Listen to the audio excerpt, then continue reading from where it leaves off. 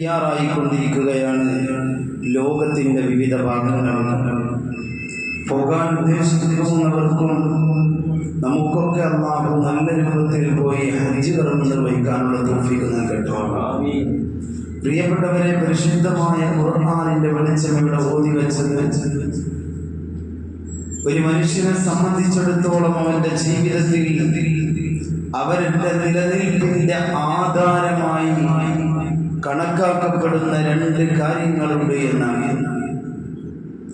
അവന്റെ നിലനിൽപ്പിന്റെ ആധാരങ്ങളായി രണ്ട് കാര്യങ്ങൾ നിലനിൽക്കുന്നതിൽ പരിശുദ്ധമായ ഖുർആൻ ഇവിടെ വിവരിക്കുകയാണ്. ജഅലല്ലാഹുൽ കഅബത്തൽ ബൈത്തുൽ ഹറാമ ഖിയാമൻ ലിന്നാസ്. പടച്ചതമ്പുരാൻ കഅബയെ ഇവിടെ നിലനിർത്തിയത് മനുഷ്യന്റെ നിലനിൽപ്പിന്റെ ആധാരമായിട്ടാണ്. കഅബാലയത്തെ അല്ലാഹു സുബ്ഹാനഹു വ തആല ഭൂമിയിലേക്ക് അല്ലാഹു നൽകിയിട്ടുള്ളത് എന്ന പരിശുദ്ധമായ ഖുർആനിന്റെ വചനം. അതൊരു കാര്യം. മറ്റൊന്ന് പറയുന്നത് അവന്റെ സാമ്പത്തികമായ അവസ്ഥയെ കുറിച്ചാണ്. പരിശുദ്ധമായ ഖുർആൻ പറയുന്നു, വലാ തുസ്ഫഹാ അംവാലകും. നിങ്ങളുടെ സമ്പത്തിനെ നിങ്ങൾ വിഡ്ഢികളുടെ കൈകളിലേക്ക് നിങ്ങൾ കൊടുക്കരുത്.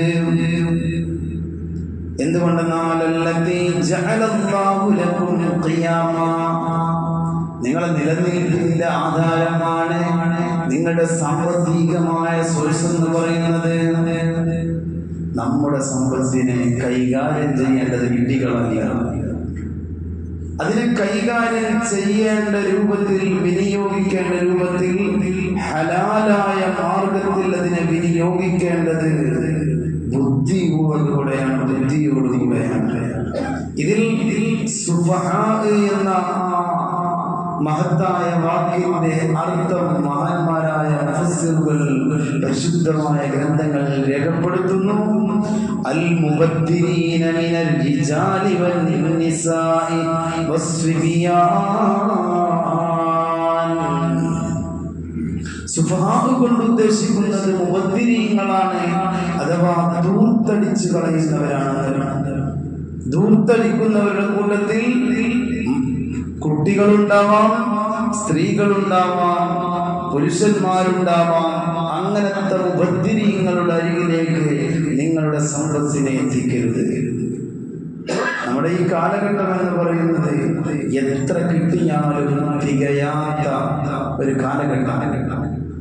എന്തും നേടിയെടുക്കാൻ എത്ര വേണമെങ്കിലും ചെലവഴിക്കാൻ അതിൻ്റെ മുൻപോ പിൻപോ ശേഷമോ മുന്നേ ഒന്നും ചിന്തിക്കാതെയുള്ള നമ്മുടെ സമ്പത്തിന്റെ വിനിയോഗം, ഹലാലോ ഹറാമോ എന്ന് പോലും ചിന്തിക്കാതെ എന്തിനും ചെലവഴിക്കാൻ ഒരു മടിയുമില്ലാത്ത അവസ്ഥ. ഇങ്ങനെയൊക്കെ ആകുമ്പോൾ നമ്മുടെ മക്കളും നമ്മളുമൊക്കെ സഞ്ചരിക്കുന്ന പാത അത് അല്ലാഹുവിന് ഇഷ്ടമില്ലാത്ത രൂപത്തിലേക്ക് കയറിപ്പോകും എന്നുള്ളതാണ്.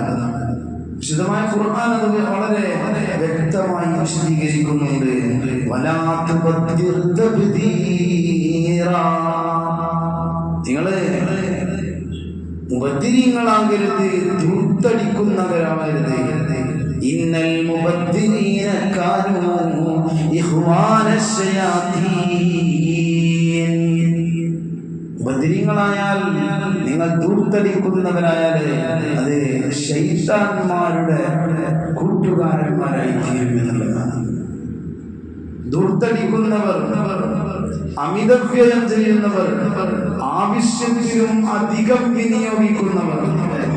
ആവശ്യമാണ് എന്നാൽ അതിലും വിനിയോഗിച്ചുകൊണ്ട് തളർത്തു കാട്ടുന്നവർ, ആരൊക്കെ പറയുന്നവർ അത് ശൈത്താന്മാരുടെ കൂട്ടുകാരന്മാരാണ്.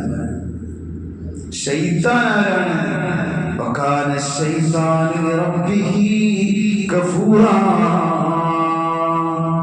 ശൈത്താൻ എന്ന് പറഞ്ഞാൽ അങ്ങേയറ്റം നന്ദി കെട്ടവനാണ് ശൈത്താൻ.